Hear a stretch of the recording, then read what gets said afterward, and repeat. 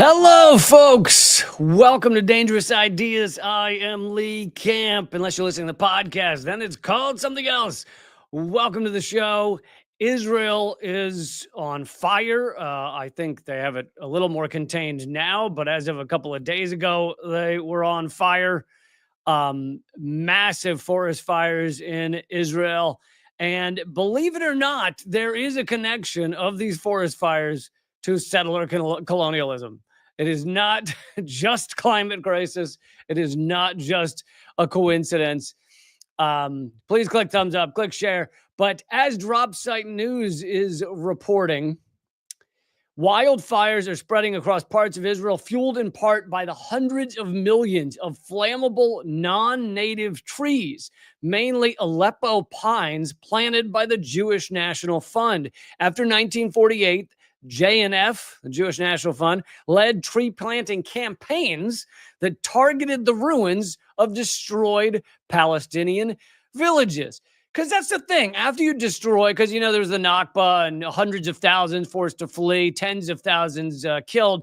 And after you do that to a people, you got to find a way to cover up those civilizations, or people notice that, hey, why are there villages that are empty, et cetera, et cetera. So one of the things that Israel did in order to try and cover up the land pillage that went on is these massive tree planting campaigns. And they used, according to Drop Site News, they used forests to, quote, green the land and to obscure or erase evidence of those communities, as well as restrict Palestinian return to the land. The fires today have forced mass evacuations, closed major highways near Jerusalem, prompted Israel to declare a national emergency and request international help. The exact cause is still under investigation, even though Israel predictably is trying to blame it on Palestinians, trying to say that they are the cause of this and they set these fires, whereas there seems to be very little evidence of that.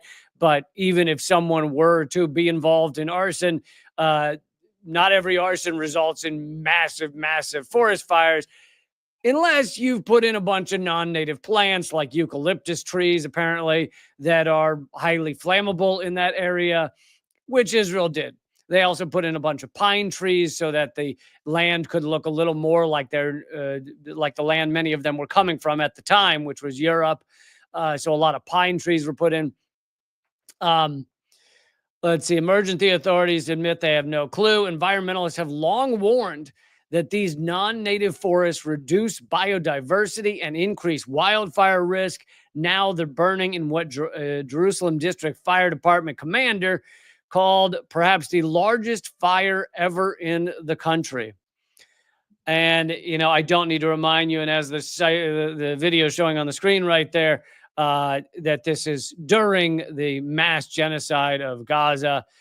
300,000, over 300,000 people murdered during that.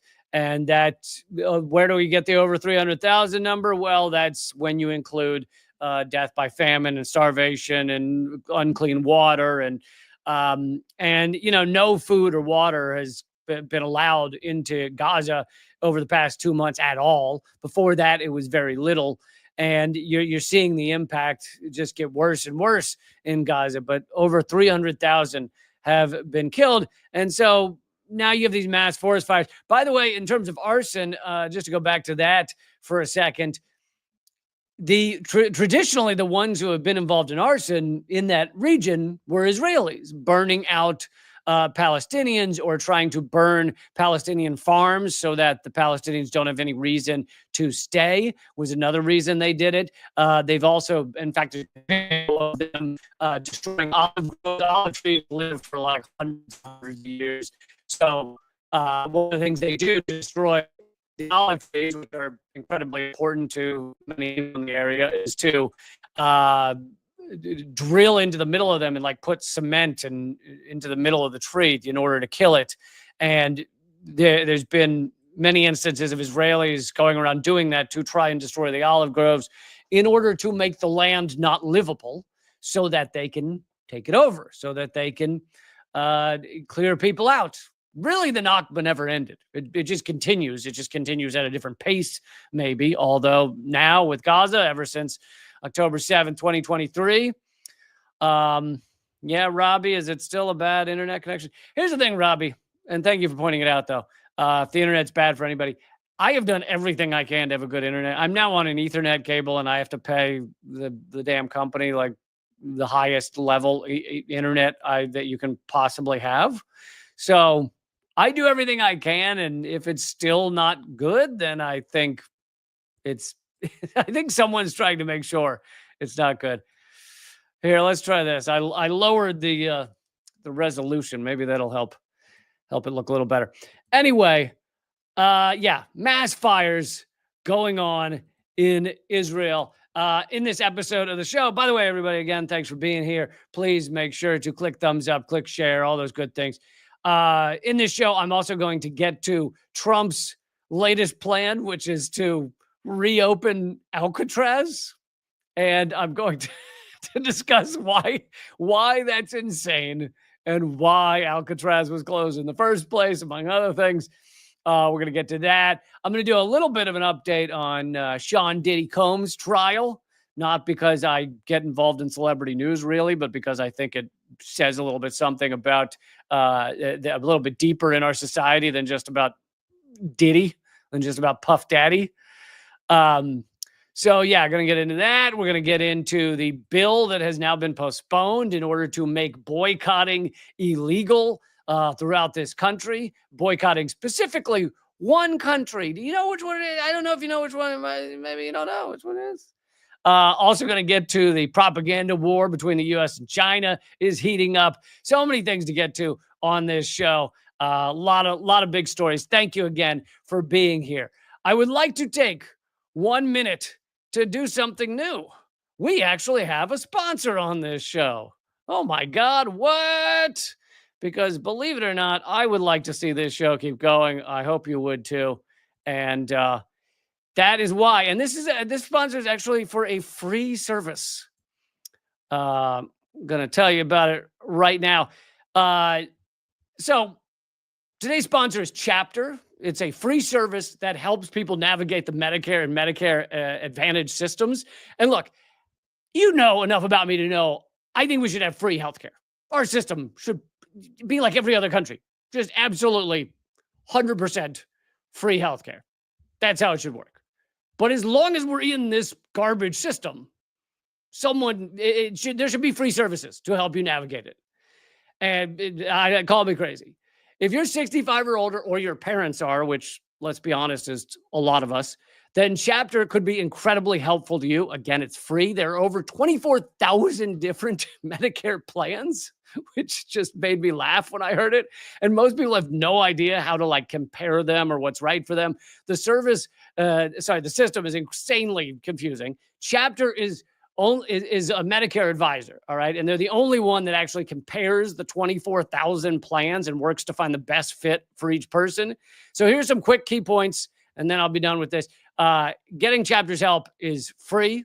96% of people who use Chapter return the following year.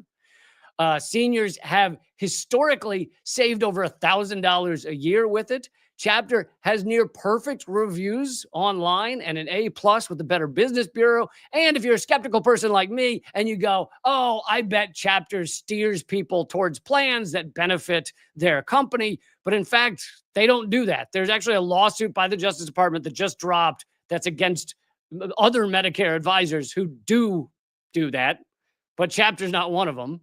And did I mention it's free? This is a free service. So check out if Chapter's right for you or your parents. You can either go to askchapter.org/camp, my last name, or call 757-349-8232. You'll get to speak to a real live human being. Those still exist, apparently. And did I mention this is all free? I'll also put all this in my description. All right, let's get back to the show. So I wanted to talk about this bill that has been postponed now. Doesn't mean it's over. Doesn't mean they're done pushing it, to try and make it incredibly difficult for us to boycott or even illegal for us to boycott Israel, or companies that are just associated with Israel, right? Like Amazon and McDonald's and Starbucks, and you guys know a lot of them. All these companies that do major business with Israel. Google recently, you've had employees actually quitting working for Google because Google is now doing full-on weapons contractor software to help Israel in their genocide. And anyway, here's from Dropsite News. Well, this was before it got postponed, but the House is set to vote on H.R. 867, the IGO Anti-Boycott Act, which would punish Americans with fines of up to $1 million or prison terms of up to 20 years for participating in boycotts of Israel or Israeli settlements that are promoted by the international governmental organizations. That's the IGO part of it. The bill, sponsored by pro-Israel lawmaker Rep. Mike Lawler, expands the U.S. anti-boycott law to target voluntary, values-based political action of U.S. citizens. So Dropsite gives a nifty list of ways that you could end up on the wrong side of this, meaning it could end up being illegal for you to boycott Israel or to promote a boycott of Israel. So here are some examples they give. A small business owner declines to stock settlement-made wine, meaning wine made in stolen land. Settlement, as most of you all know, is a euphemism for land pillage. It's not a settlement. A settlement sounds so lovely, doesn't it? It sounds like a mint julep that you all have agreed upon. It's a settlement. So if the wine is made, let's say, in Israeli settlements, Israeli land pillage areas in the West Bank, and your store says, I'm not going to stock those. I don't want to stock those. That decision, if it aligns with IGO recommendation, like the one from the UN Human Rights Council, then it could trigger these penalties. $1 million fine, 20 years in prison. Yeah, prison terms up to 20 years for not having wine. For not having Israeli pillage wine.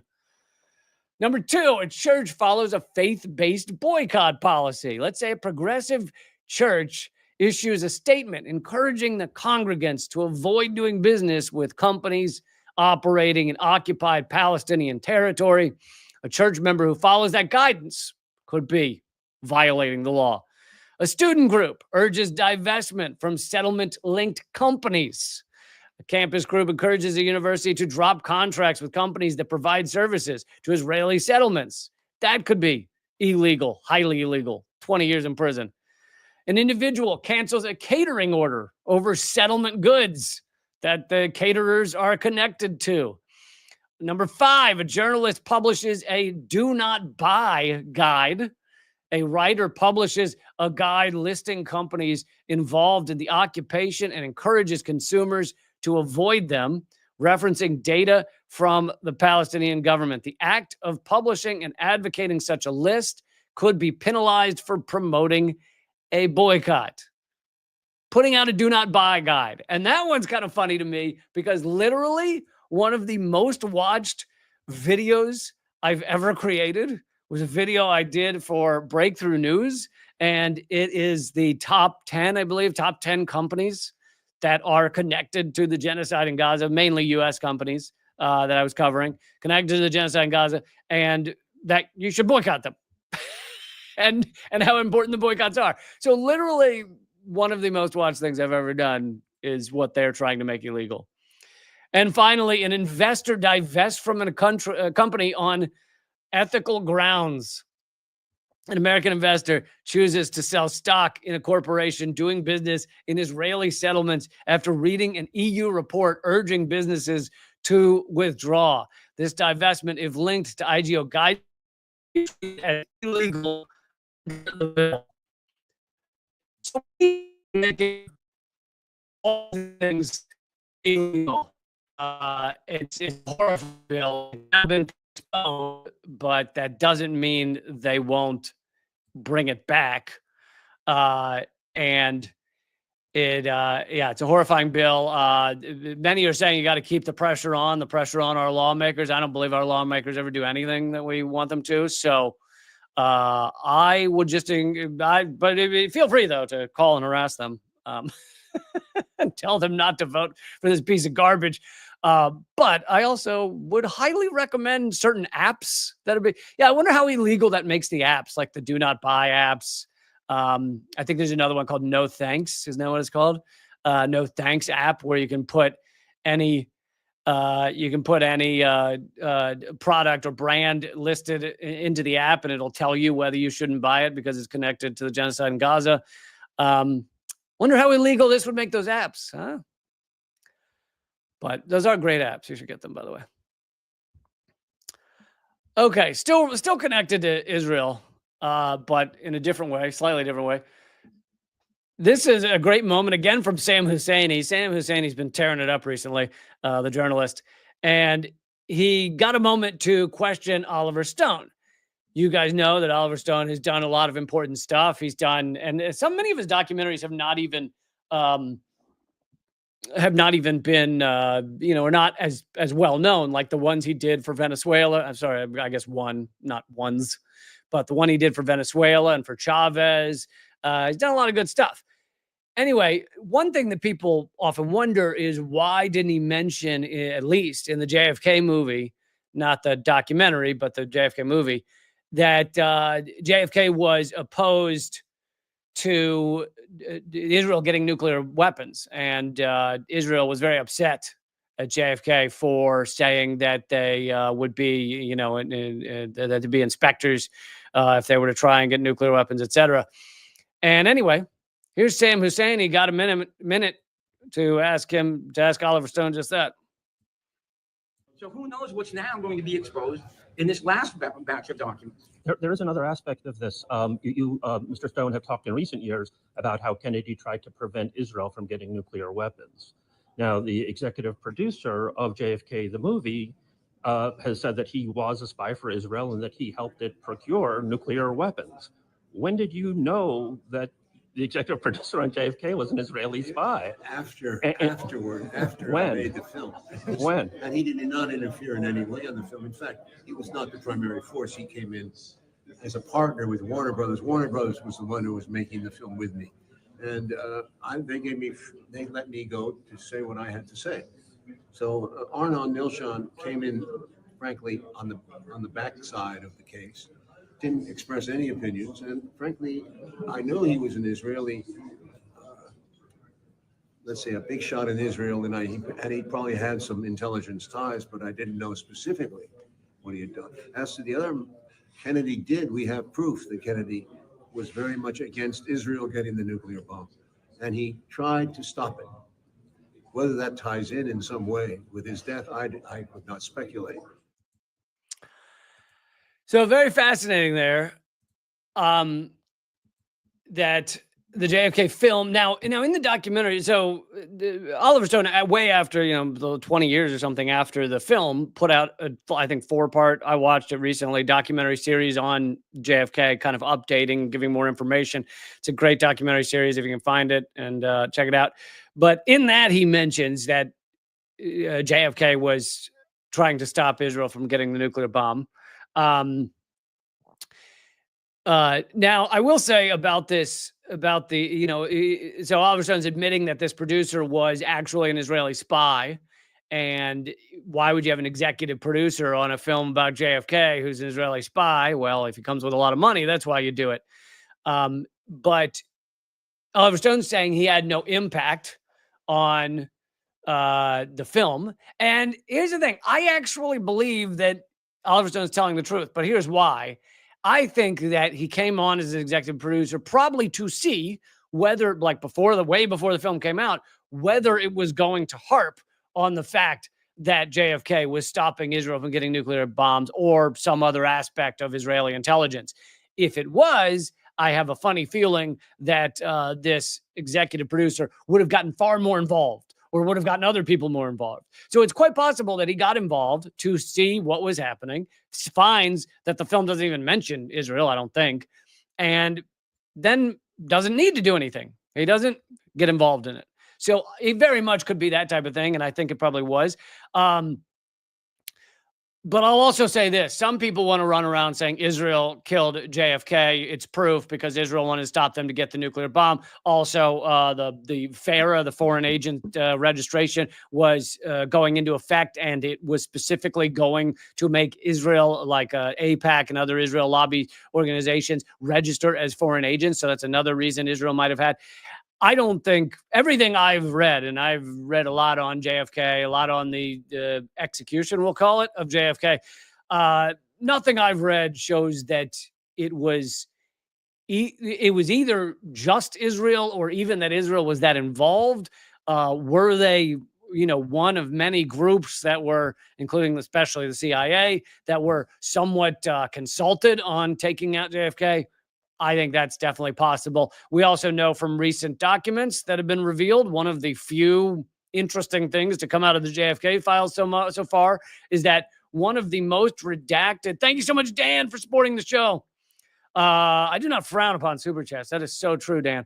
One of the interesting things come out in the recent JFK files was one of the most redacted things, meaning they would release the memo, but they kept these like 3 words out, was that James Jesus Angleton, was consulting with Mossad, Israeli intelligence, at least during the time that JFK was assassinated. So we now know that from those files. Okay, let's get to a bunch of other stories, including Trump says he wants to reopen Alcatraz. You gotta love Trump. He's like a big fat 6-year-old. Like he's like just a big 300-pound 6-year-old. Because you could see a 6-year-old being like, Alcatraz is cool. And if you gave them infinite power, they'd be like, let's reopen it. I like Alcatraz. But so Trump has said that he wants to reopen Alcatraz and put prisoners in it. He said this yesterday, that he would order the government to rebuild and reopen Alcatraz, a former prison on a small island off the coast of San Francisco that once housed some of the most dangerous criminals, including Al Capone, Machine Gun Kelly, and James Whitey Bulger. The prison, which closed 60 years ago due to its crumbling infrastructure and high maintenance costs, will serve as a symbol of law, order, and justice, Trump said in his post, later telling reporters that it was just an idea he had as federal judges pushed to ensure deported migrants had due process. Here's the thing. There's a lot of reason that this is just stupid. This is as stupid as Trump. First of all, why was Alcatraz shut down? It was shut down, and I've actually been there. I went to, I was like 16 years old, went to see the museum, the Alcatraz Museum. It's really fun to go to. You should go check it out. But it is the same way it was 60 years ago. They largely haven't changed a thing. You can go see these nasty old cells that have not been cleaned in 60 years. So if you were to say we're reopening this, you would have to raise the entire island, knock down everything, rebuild it from scratch. This would be $100 million project minimum. Then, of course, make it not just a maximum security prison by standards back when Alcatraz was open, but a modern day maximum security prison. Alcatraz was closed because it turned out, first of all, that it wasn't inescapable. There were Alcatraz breakouts. But besides that, it was incredibly expensive for what? I don't even know how many were there, a few hundred prisoners. So it's crazy expense for a few hundred prisoners. What does it actually do? I think the reason it was opened initially, I don't actually know what year it was first opened. I'm not going to look it up right now because it's boring to watch me type things into the Google machine. But when it was opened, it made a little more sense for there to be such a thing because they had what they are today. Like almost never break out of them. It's just rather rare. Whereas back then, you could you had people breaking out more often. So you go, oh, well, if we put them in the middle of a freezing cold water, then there's no chance of a breakout. Of course, they ended up breaking out anyway. But now it's just meaningless. There'd be no reason to put someone on Alcatraz other than a 6-year-old saying, hey, I got Alcatraz open. That's the whole reason.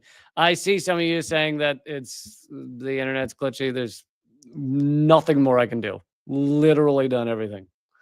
Literally done everything humanly possible to make this internet work.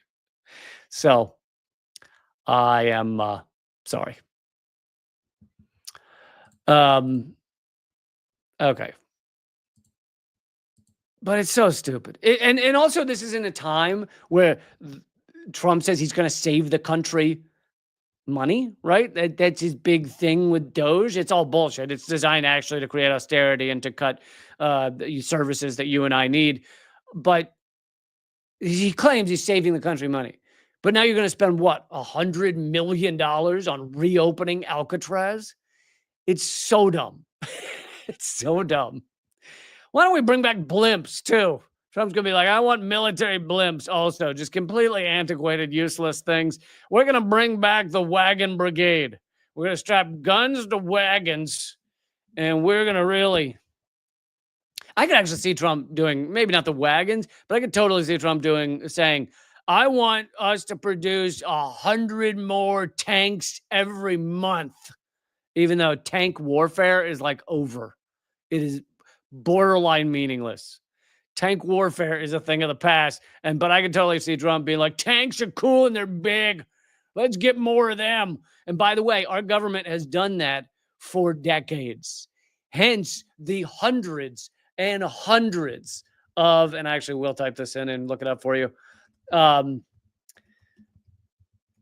of Abrams tanks sitting in the California desert because literally there's no use for them. Yet Congress keeps, I mean, I don't know about today, but at least up to a few years ago, Congress keeps pumping them out.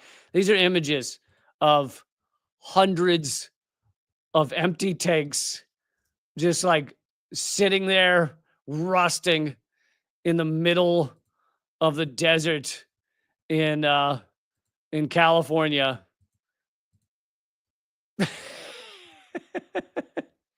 For no reason other than that. And literally even the Pentagon has said we don't need more tanks, and Congress just keeps sending money for tanks because that's how pathetic our Congress is, how pathetic our military spending is, that nobody in Congress wants to actually cut any military spending, anything, because they're afraid it'll make them look bad. So they go, oh no, just keep sending it. Just keep sending it along. Okay, I'm going to move on to how China clapped back at the latest anti-China propaganda. Please click thumbs up, everybody. Click share. If you haven't watched the new episode of Unredacted tonight, you can find it for free at leecamp.com/unredacted. Let's see. There we go. Put that on the screen. leecamp.com/unredacted. It'll take you straight to the playlist. I've also been putting up segments from the episodes. But yeah, first 10 episodes, I believe, already out. If you've missed any of them, hope you'll go enjoy them. Okay. So the U.S. government created an anti-China film. This is the CIA released. I'm not going to play the whole thing, but 俗话说“筑梦人生” especially those of you listening to the podcast would really hate if I played the full 2 minutes. Anyway, it's a video showing about Chinese, citizens saying how miserable their life is, how they can't live for themselves, how they're only living for other people. Basically saying that you shouldn't want infrastructure in your country because it's not, because you didn't ask for it yourself. Or I don't know. It really is like hilariously vapid, this propaganda. So they put that out, and it took, I don't know whether it's the Chinese government or Chinese citizens. I think it's just Chinese citizens. It did not take them long to create an almost identical ad mocking the United States. So I want to show that one. My name is John. I used to believe this country was a beacon of freedom. I work hard. I'll keep playing it, but for those of you listening to the podcast, it's all this like AI generated. It's like a guy looking out on the Statue of Liberty, realizing America's not about freedom, and it shows these images of like Trump walking down hallways. Anyway, let's keep going. Going out early and coming back late every day. For my family, for my kids. But what's the reality? I've been working my ass off for 20 years, yet I can't even afford my kids' medical bills. Our government told me hard work pays off, but all I see is that Wall Street elites are manipulating the finance, politicians are taking bribes, and it seems like Israel is a real power pulling the strings behind us. And we, ordinary people, can only struggle to survive. They say we're a democratic country, but look at those scandals. Politicians are blatantly corrupt for votes and money. Behind every scandal, It literally shows a bunch of headlines of U.S. politicians being corrupt. countless amounts of money disappear. Who took that money? Not me, not you. It's those people up high. But I don't want to stay silent anymore. The politicians in this country are completely rotten. Those corrupt politicians and blood-sucking elites. I want the world to see that America's freedom is nothing but a lie. I choose to stand up. I'm doing this for my kids and for all the ordinary people who've been cheated. This time, I'll fight for a real future in my own way. Change this country in my own way. Jesus. They're basically trying to start an armed rebellion in the United States. And someone pointed this out. I guess I couldn't tell this because it's kind of AI sounding. But that was Elon. That was an AI generated Elon Musk voice. I didn't even notice that. Oh my God. Oh, but it's just so funny that like the CIA creates this garbage video, and then within like a few days, you've got the AI created reverse version that's probably I'm gonna go out on a limb here and say gone way more viral than the original.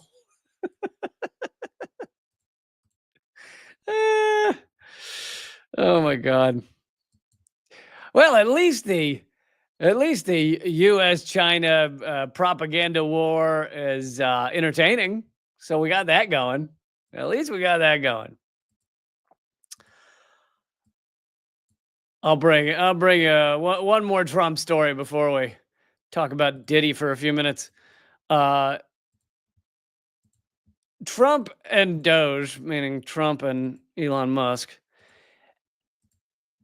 By the way, I'm not bringing you any in this episode, but I've been reading several articles on how people claiming Elon Musk is just like busted at this point. Like, he's basically realized that and I don't know whether to believe these articles or not. Maybe it's hopeful thinking of the liberal media, but you know, he's left government for the most part. I'm sure he's still advising Trump, but his net worth is down by like 150 billion. Tesla stocks are down 70%, I think.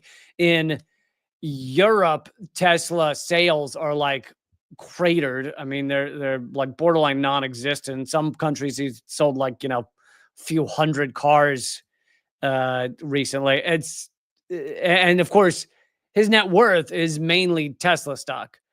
And so as long as people continue to hurt Tesla stock, he's screwed. Anyway, Trump and Doge claim the power to falsely list living persons as dead in Social Security records. The Trump administration has made a shocking claim that it can declare living people dead to cut off their access to government benefits and the broader U.S. financial system.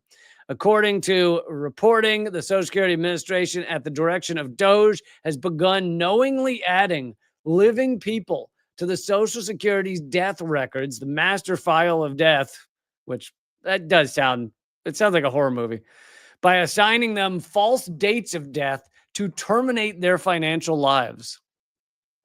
I mean, this is both horrifying and this is not like different from like a Black Mirror episode. Like Black Mirror of like cut off from all credit cards, I mean, hell, you go back to the 90s and what was the Sandra Bullock film called? The Net or something, where they basically cut off all of her connection. She can't use a credit card. She can't get online. She can't check an email. But this is what they're doing. They're declaring people dead so they can't operate in the world, in the society.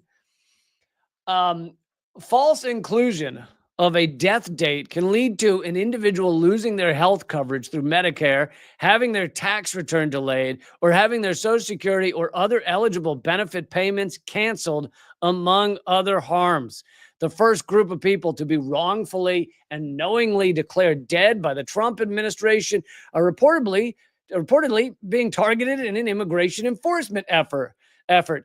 And of course, this is the go after the people that most Americans don't care about first, and establish that precedent of we are going to go after these people first, so that Americans say, oh no, it's fine to cut them off. It's fine to declare them dead in the Social Security record because they're immigrants. They don't belong here. It's okay to go after. And then once that precedent is set, of course, you can go after your other enemies. You can go after people who are American citizens and they're boycotting, I don't just mean immigrant citizens, but like birth citizens, and they're boycotting, boycotting Israel, et cetera, et cetera. You can go after many enemies that the state has. You can just declare them dead on the Social Security. It's truly horrifying.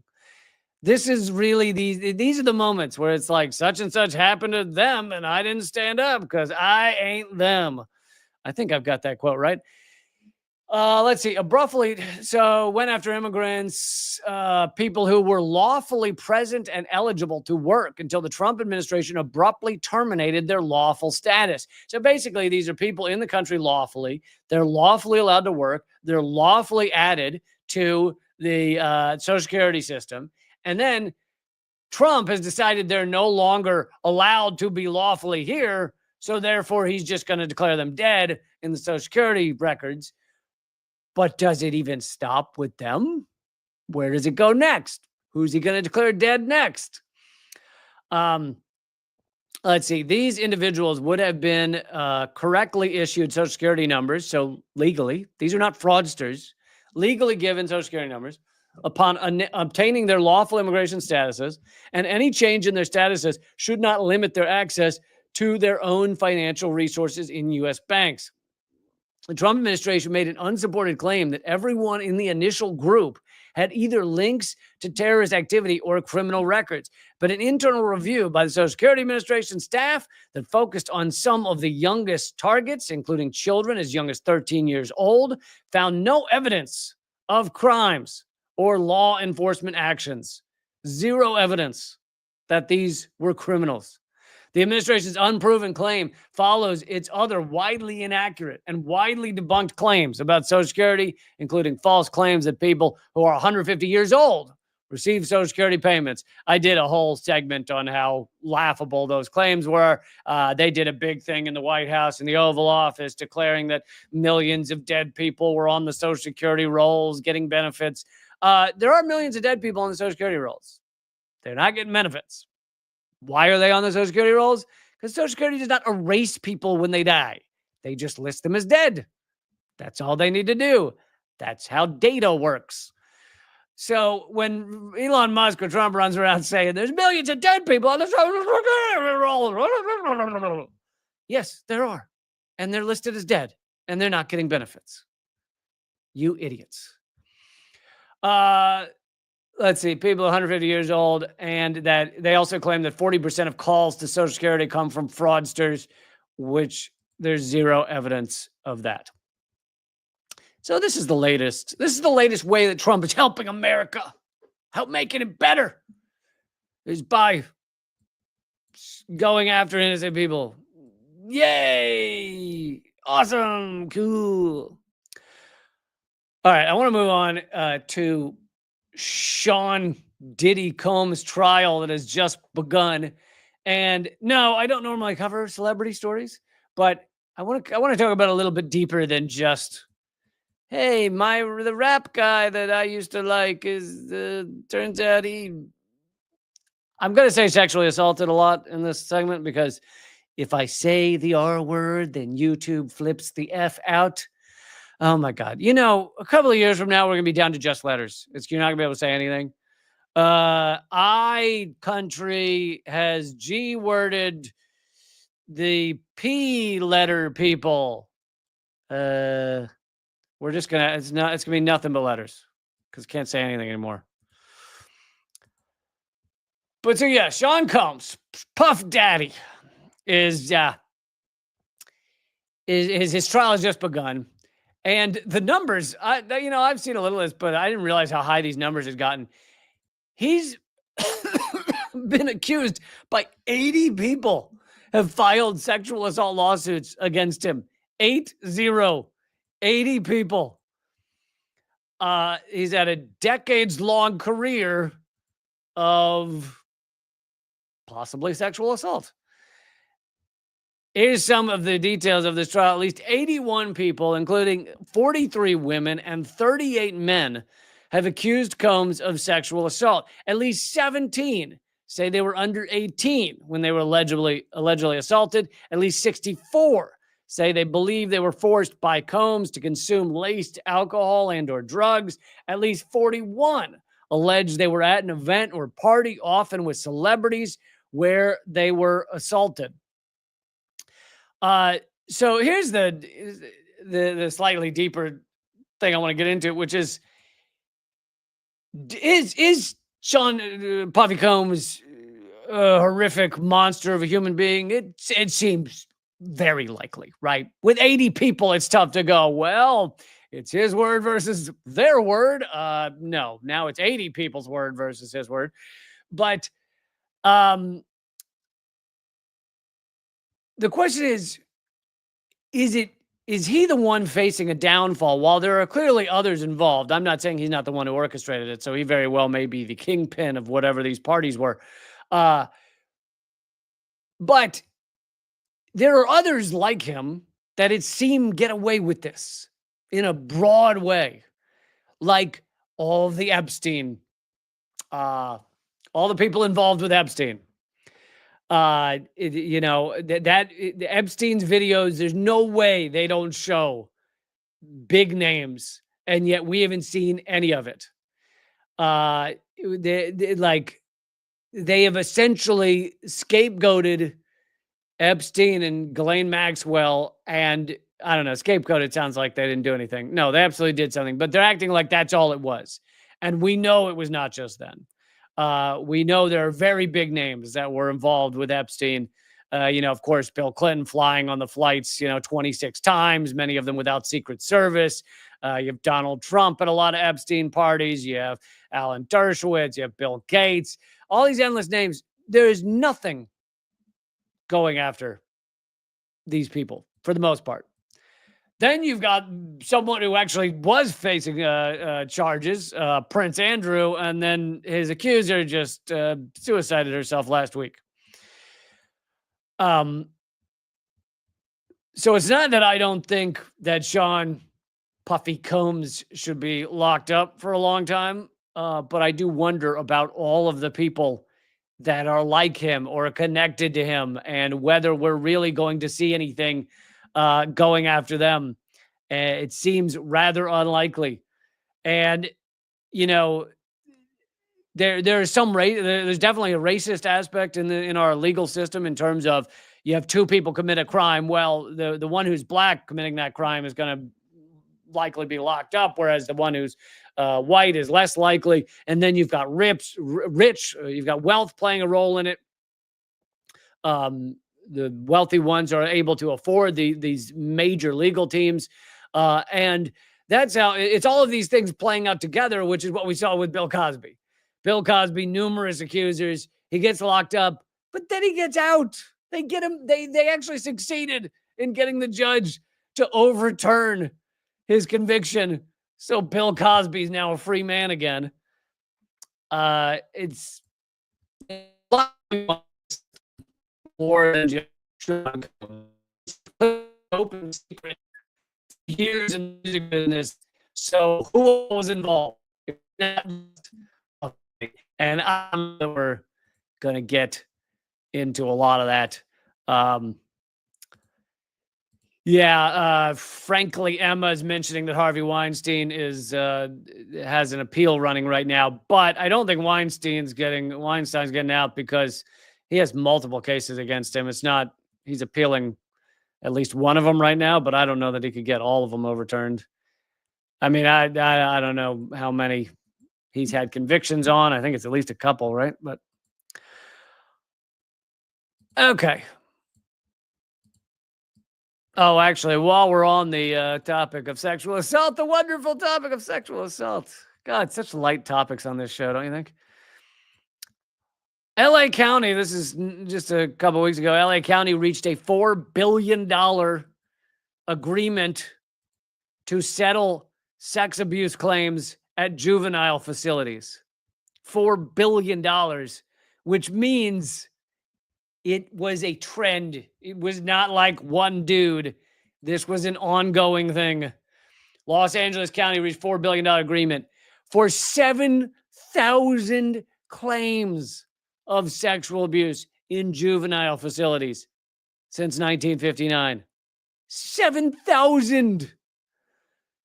Like, we're one of the only countries that even has juvenile facilities like ours, like actual real prisons. Yes, there's many countries have places to send problem children, as they call them, but they're usually not like ours, where they're actually like prisons and they just destroy children's lives. Yeah, okay, the kid stole a car. Well, does that mean his life needs to be over? Does that mean he needs to be sent to essentially a prison? I've also heard I heard, I can't remember this podcast about juvenile facilities and about people who've been in them. And it obviously it depends state to state. They vary a lot, but some of them are considered worse than prison in certain ways. Like it was just a true Lord of the Flies, just chaos. And, yeah, it's just terrible. But now you add on all the sexual assault. 7,000 claims. And there's also an aspect of this where when you have a prison industrial complex, the kind that we have, which is incredibly abusive, which is incredibly harmful to people's lives, those ideas, that complete lack of moral core is felt down the ranks throughout the entire thing.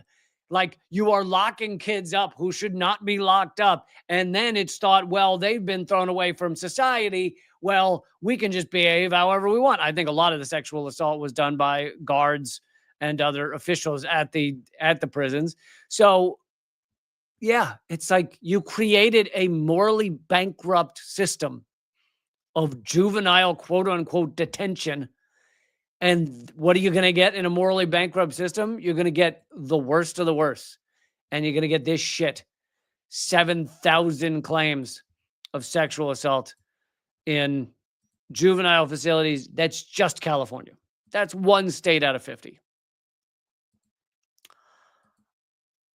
Horrific. But they sent him some money. So yay. I don't, not that I don't think they should get money, but I always find it funny. It's just something laughable about like, oh, we destroyed your lives. Here's some cash. Yay. Again, I'm not saying don't send them the money. I'm just saying, yeah, a lot of these people, you can't fix what you did. But okay, give them $1 million. That might do something. Sorry to go back to some of Trump's actions, but, it's the world we live in. Trump has radically remade the U.S. food system in 100 days. And let me tell you, folks, all for the better. Everything's working great in the U.S. food system. Now, here's the thing. I have a lot of complaints about the U.S. food system. I have a lot of complaints about big ag. In fact, I think I'm one of the only people to do like an elongated video showing the entirety of the harm created by just Cargill, one big ag company. Cargill is the largest private company in the United States, and it owns like a large portion of the entire food to plate system, like the growing, the transporting, the stores, and then a big factor of what Cargill does is play the stock markets, play Wall Street, so that they can basically insider trade on their own knowledge. They know what's going on with their transporting food across the country. Well, they can short the food that's not getting to the like. That's what they can do, and they've been found guilty of that in the past. I suppose they now claim they don't do that. Yeah, surely. But anyway, so I have a lot of complaints about our food system, but of course, what Trump's doing is not like he's not gonna do anything to really harm Cargill. These big ag is too powerful generally. But anyway, despite its widespread perception, the U.S. Department of Agriculture is involved in much more than farming. The federal agency, established in 1862, is made up of 29 sub-agencies and offices, and just last year was staffed by nearly 100,000 employees. It's got an annual budget of hundreds of billions of dollars.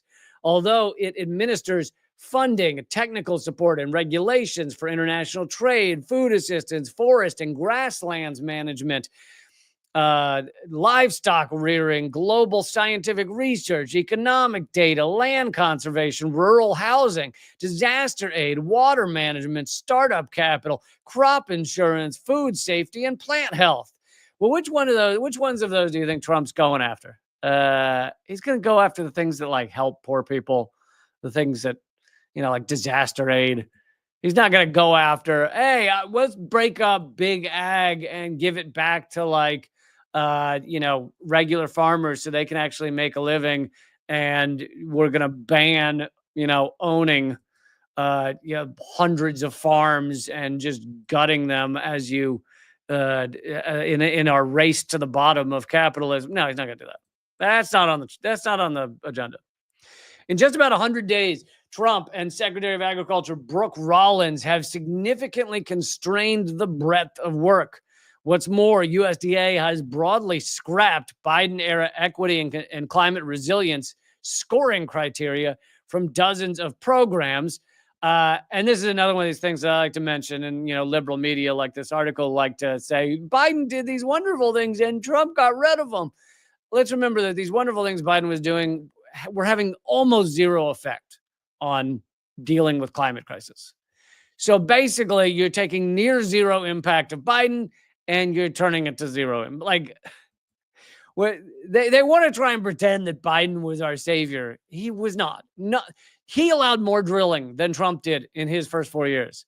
So how is it that Biden did nothing for climate crisis? He just pretended to. He just used the words, and Trump is taking the words out. That's the difference. Trump has also tightened eligibility requirements for food benefits. Again, going after the poor.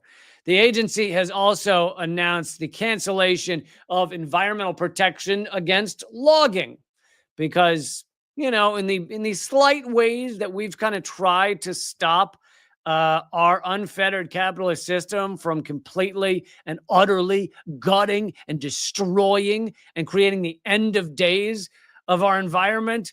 Let's get rid of those. Let's get rid of those little regulations. The little, it's like a monster that's eating everything. That's our unfettered capitalism. And on its ankle, you have a little guy who's about this big with a string, like a potato bug holding a string, trying to pull back the monster's ankle.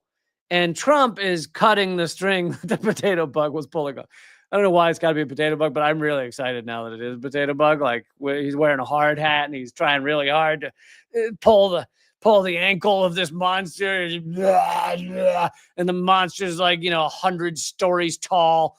And the potato bug is like, ah!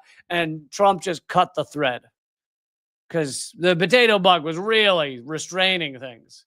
He was really holding things back. Unfettered capitalism was having a really tough time moving forward. Thank you, Philip Blair, for supporting the show. Really appreciate it. Anyway, the agency has announced the cancellation of environmental protection, escalated tensions with Mexico, eradicating safety procedures, limited level of I don't know if we have any MAGA fans out there. Were you guys cheering for a little more salmonella? Here, can we do this? Department of Agriculture, can you put the salmonella on the side? Like, could I have my salmonella on the side, like a little cup? I'm not saying stop the salmonella. Just could I just have it on the side, just in a little ramekin salmonella? Could I do it that way by chance? And also, you should not be eating the poultry they're talking about because they're made in torture farms, which is the most horrific thing you could ever imagine. Anyway, begun rolling back worker protections in meat processing plants. Oh, good. So there'll be more human fingers in our meat. That's another thing. Because, Trump eats McDonald's like every single day. And I've heard a lot of Americans complaining that the burgers at McDonald's recently, not enough human thumbnail, not enough human digits in the burgers, which, because you got to get that, you got to have that right mix, which is why everyone's always loved McDonald's. It always had that perfect ratio of fried cow anus and human finger. And Trump's now, he's letting in too much human finger. Once you get too high on the human finger side, and I don't know anymore. Multiple parts of our food systems are now under attack, said a policy analyst at the Center for Law and Social Policy. I read good. I'm reading good right now. At the same time, food prices and overall costs of living are continuing to rise. The result, she fears, will be escalating hunger and poverty, which will come at the expense of Black and brown communities, immigrants, and other historically marginalized groups. If Trump could create a department called Going After Historically Marginalized Groups, I think he would. I think he would very much enjoy that. But as we should always mention, this also hits white poor people too. So Trump's going after the things that benefit a lot of Black and brown folks across the country, but it's also going to be the worst for poor white folks as well as those others I just mentioned. And Trump, of course, doesn't care about them either. So it is a class war as well as a race war. People should understand this very much is both class war and race war all going on at the same time. Okay, I'm going to wrap up there. Brand new episode of Unredacted Tonight came out last Thursday. There'll be another one this Thursday. If you haven't caught each one, I hope you'll check them out at leecamp.com/unredacted. If you, earlier I mentioned the sponsor of this show, Chapter, which is a Medicare advisory service, a free Medicare advisory service. And you can find all that information in the description. You can also go to the website askchapter.org/camp so that I get credit for having sent you there.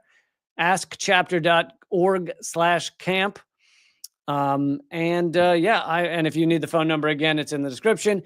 And I will see you Wednesday for another live stream, be Government Secrets. I'll see you Thursday for another Unredacted Tonight, and of course Friday for another live stream. So thanks again. Keep fighting.